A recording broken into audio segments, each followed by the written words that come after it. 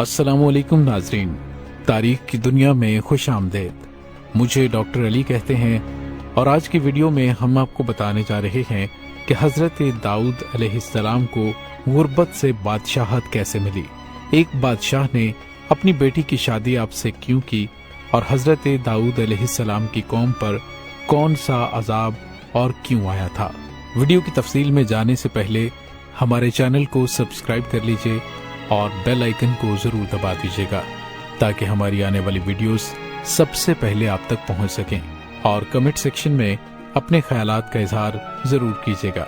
नाज़रीन, हजरत दाऊद अलैहिस्सलाम 965 कबल मसीह फलस्तीन में पैदा हुए। हजरत दाऊद अलैहिस्सलाम यरूशलेम के गांव बैतुल हलम में रहते थे। 8 भाइयों में आप सबसे छोटे भाई थे। भेड़ बकरियां चराते थे और आप हजरत इब्राहीम अलैहिस्सलाम की नस्ल में से थे।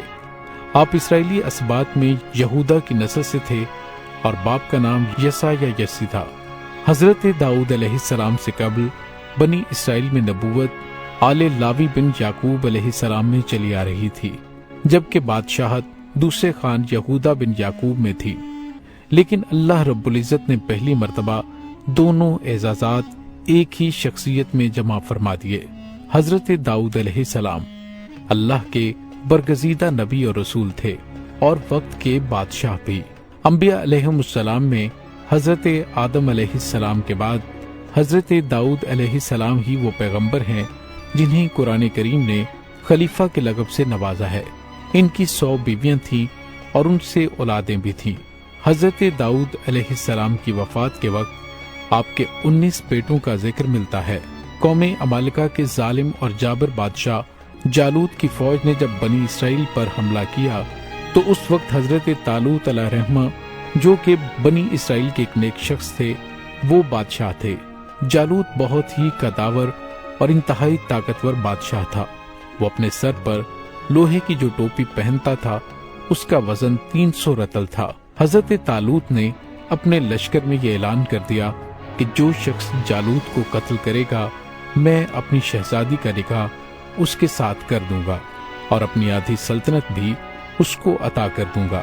नाज़रीन, ये फरमाने शाही सुनकर हजरत दाऊद अलैहिस्सलाम आगे बढ़े, जो अभी बहुत ही छोटे थे और बीमारी से उनका चेहरा जर्द हो रहा था और गुर्बत और मुफलसी का ये आलम था कि बकरियां चराकर उसकी उजरत से गुजर बसर करते थे। रवायत में है कि जब हजरत दाऊद अलैहिस्सलाम घर से जहाद के लिए रवाना हुए तो रास्ते में एक पत्थर बोला कि ए हजरत दाऊद, मुझे उठा लीजिए क्योंकि मैं हजरत मूसा अलैहिस्सलाम का पत्थर हूँ।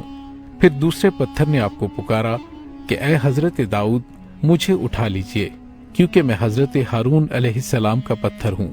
फिर एक तीसरे पत्थर ने आपको पुकार कर अर्ज किया कि ए हजरत दाऊद अलैहिस्सलाम, मुझे उठा लीजिए क्योंकि मैं जालूत का कातिल हूँ। तो नाज़रीन, इस तरह हजरत दाऊद अलैहिस्सलाम ने इन तीनों पत्थरों को उठाकर अपने झोले में रख लिया। जब जंग शुरू हुई तो हजरत दाऊद अलैहिस्सलाम की जब जालूत पर नजर पड़ी तो आपने उन तीनों पत्थरों को अपनी गुलेल में रखकर बिस्मिल्लाहिर्रहमानिर्रहीम पढ़कर गुलेल से तीनों पत्थर जालूत पर फेंके और ये तीनों पत्थर जाकर जालूत की नाक और खोपड़ी पर लगे और उसके भेजे को पाश पाश करके सर के पीछे से निकलकर 30 जालूतियों को लगे और वो सब के सब कत्ल होकर गिर पड़े।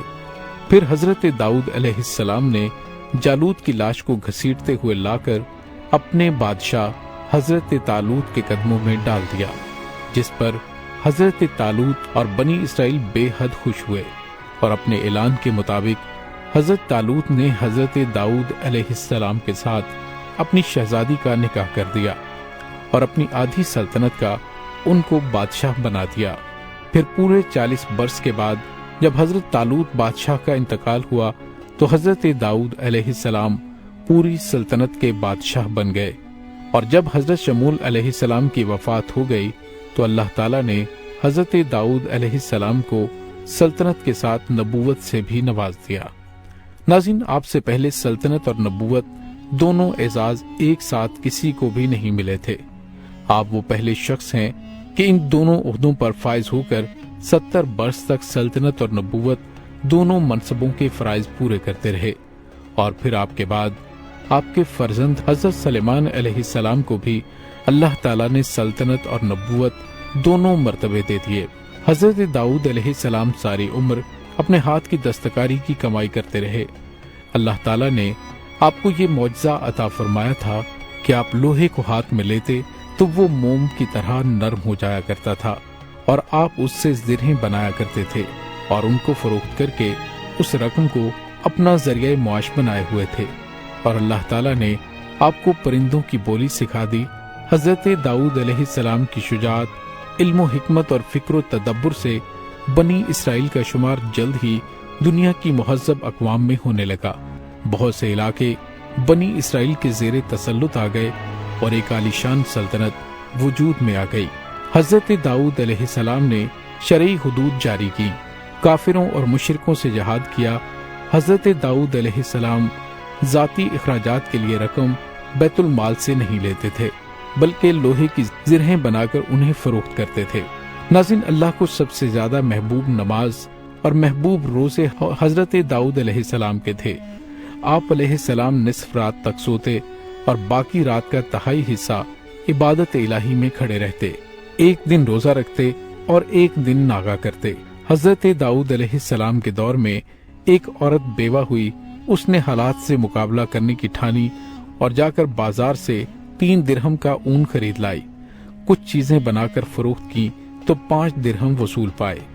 2 درہم سے کھانا پینا خریدا اور 3 درہم کا پھر سے اون خرید لائی۔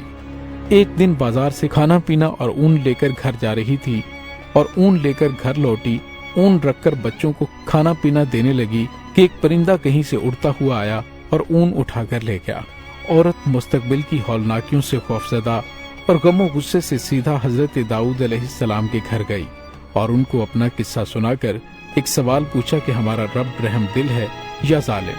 اتنے میں دروازے پر دستک ہوئی، جا کر دیکھا تو 10 اجنبی اشخاص کو کھڑے ہوئے پایا۔ انہوں نے کہا، حضرت ہم سمندر میں سفر کر رہے تھے کہ ہماری کشتی میں ایک سوراخ ہو گیا، پانی تیزی سے بھر رہا تھا۔ مصیبت کی اس گھڑی میں ہم میں سے ہر شخص نے عہد کیا کہ اگر اللہ پاک ہماری جان بچا دیتے ہیں تو ہم میں سے ہر آدمی 1,000 درہم صدقہ دے گا۔ ابھی ہم یہ دعا کر ہی رہے تھے کہ ایک پرندے نے ہماری کشتی میں اون کا ایک گولا لا کر پھینک دیا، جسے ہم نے فوراً سوراخ میں پھنسا دیا، کشتی کو پانی سے خالی کیا اور سیدھے یہاں نزدیک ترین ساحل پر آ پہنچے۔ یہ لیجئے 10,000 درہم اور ہماری طرف سے کسی مستحق کو دے دیجئے۔ آپ علیہ السلام نے 10,000 درہم لے کر سیدھا اندر اس عورت کے پاس گئے، سارے پیسے اسے دیتے ہوئے کہا، اب میں تم سے ایک سوال کرنا چاہتا ہوں، کیا تیرا رب رحم دل ہے یا ظالم؟ بے شک اللہ اپنے بندوں سے 70 ماؤں سے بھی زیادہ پیار کرتا ہے، اور وہی ہے جو برے حالات میں ہمارا سب سے بہترین دوست ہے۔ ناظرین، حضرت داؤد علیہ السلام کے زمانے میں ہفتے کا دن صرف عبادت کے لیے مخصوص تھا، اور اس دن شکار سمیت ہر دنیاوی کام ممنوع تھا۔ لیکن مچھلی کے شوقین لوگوں نے اس کی نافرمانی کی اور اس پر اللہ تعالیٰ نے ان کی شکلوں کو مسخ کر دیا اور انہیں بندر بنا دیا۔ وہ بندر اپنے رشتہ داروں کو پہچانتے تھے اور ان کے پاس آ کر ان کے کپڑوں کو سونگھتے تھے اور زارو قطار روتے تھے، مگر لوگ ان بندر بن جانے والوں کو نہیں پہچانتے تھے۔ ان بندر بن جانے والوں کی تعداد 12,000 تھی، پھر 3 دن بعد وہ سب مر گئے۔ ناظرین، حضرت داؤد علیہ السلام نے 100 سال کی عمر میں وفات پائی۔ آپ وسیع و عریض سلطنت پر 40 سال تک حکومت کرتے رہے۔ ناظرین، کیسی لگی آپ کو ہماری آج کی ویڈیو؟ کمنٹ سیکشن میں اپنے خیالات کا اظہار ضرور کیجیے گا۔ اس کے ساتھ ہی ڈاکٹر علی کو اجازت دیجیے۔ اللہ وارث۔